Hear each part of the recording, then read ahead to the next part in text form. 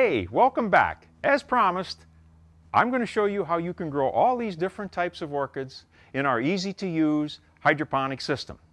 Let's get started. This is our hydroponic system. It's simple to use. Again, what we have is the outer pot that is watertight, holds water, the inner pot with the air holes so that the roots get air, the water gauge, and these remarkable clay pebbles. So now, how does this system work? Well, you pour water in the top, and the water gauge will show you how much water is standing at the bottom. The water gauge is a simple float system that registers how much water is actually sitting in the bottom of your pot. Then, this water containing its nutrients will be wicked up to the plant gently and evenly as you go about your busy life. So you're no longer on this schedule of having to water your orchids once every week. In the summer when it's hot, you have to water them twice a week. The system will do it for you.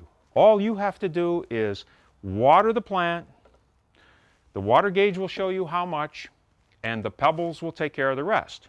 Now, you might ask, won't my orchids be too wet standing in water? Well, they will. The thing is, you don't want your orchids to be standing in water all the time.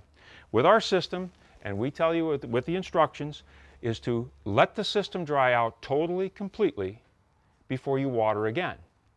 So, what type of orchids can you grow in this system? Any kind of orchid that would normally grow in a pot, you can grow with hydroponics. It's just a matter of how often you water and how much you water.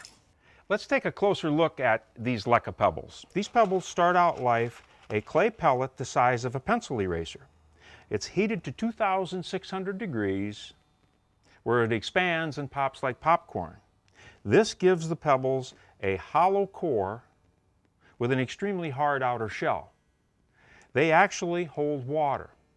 These pebbles will hold 1/3 of their volume in water. And they have those excellent capillary properties that will draw the moisture up from the bottom of the pot to your plant's roots. Now, what's the difference between LECA pebbles and ordinary gravel? Well, as you can see, ordinary gravel has no porosity whatsoever. It can't hold water at all. And, of course, it has no capillary properties. With lava rock has a solid core with all of the pits on the outside. That is exactly the opposite of the LECA pebbles, the man-made LECA pebbles, which have a hollow core on the inside with a solid shell on the outside. So it's completely different.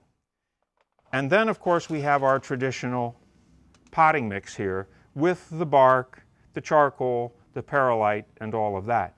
Obviously, this has no capillary properties, it won't wick up the moisture, and secondly is it will decay and deteriorate over time, and you are forced to repot your orchids at least once a year using those kinds of materials. Great, now that we've looked at all of the components of the hydroponic system and you've seen how it works, let me show you how easy it is to transplant one of your orchids into our hydroponic system. First, gently remove the orchid from its growing pot, and as you can see, this orchid is planted in sphagnum moss. The first thing we need to do is to remove all of the sphagnum moss. Gently but firmly, we get rid of all of this stuff. Now, we need to trim the roots. What's the difference between a good root and a bad root? Is a bad root, if you squeeze it, it's hollow on the inside. It's not unusual for orchids to have bad roots. Let's get rid of all of these things right now. We trim away the roots, anything that's dark.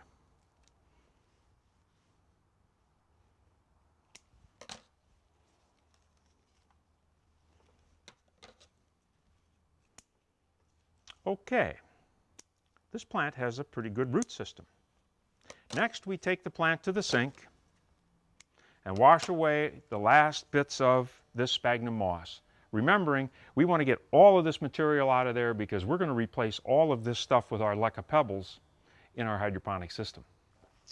Here I am at the sink using tepid water to wash away all the remaining moss or bark or anything else that's on the roots, getting them clean before we transplant them into our hydroponic system.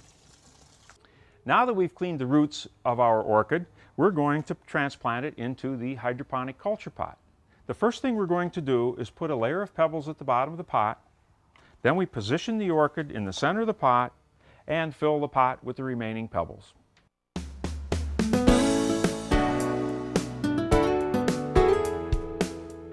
The next step is to insert the water gauge into the culture pot and place the culture pot into the outer decorative pot. There you have your transplanted orchid. It's that simple. Now that you've seen how easy it is to transplant an orchid into our hydroponic system, I'd like to show you other orchids that we're growing in hydroponics.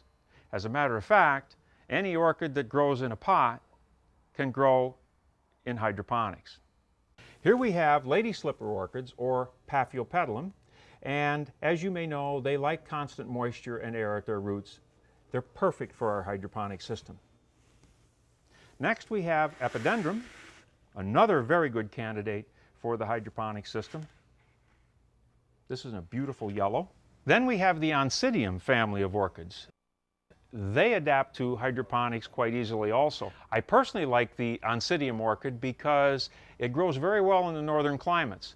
And it's a great orchid for us up here in the north because all of those people in Florida who have the perfect climate for growing orchids outside have trouble growing Oncidium because of the temperature.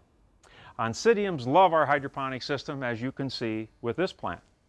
Now we have two plants here, the Dendrobium and Cattleya, you might not think would be good candidates for hydroponics. In fact, they are. The key to growing these is you don't keep the roots wet all the time. So here is Dendrobium, and here is a cute little Cattleya growing in our system. So as you can see, there's a wide range of orchids that you can grow in hydroponics. Our hydroponic systems come in all shapes and sizes.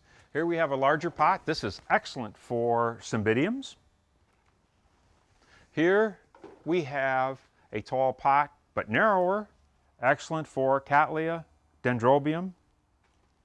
And then, of course, the smaller pots for Cattleya, lady slipper orchids, whatever size your plant needs, you could probably find the hydroponic system that will fit it. Almost any houseplant can be grown hydroponically. Things from jade plants to cactus. Here's a Christmas cactus that's in bloom. Colorful peperomia. Here's amaryllis, which is on its second flowering, by the way. Palms, ferns, ficus, any plant that you use in your house can be grown with our hydroponic system. Even large floor plants like this palm. Now that you've seen all the advantages of our hydroponic system and how simple it is to transfer almost any plant into hydroponics, log on to our website, click on the Learning Center, and we'll show you how you can transfer almost any plant into hydroponics.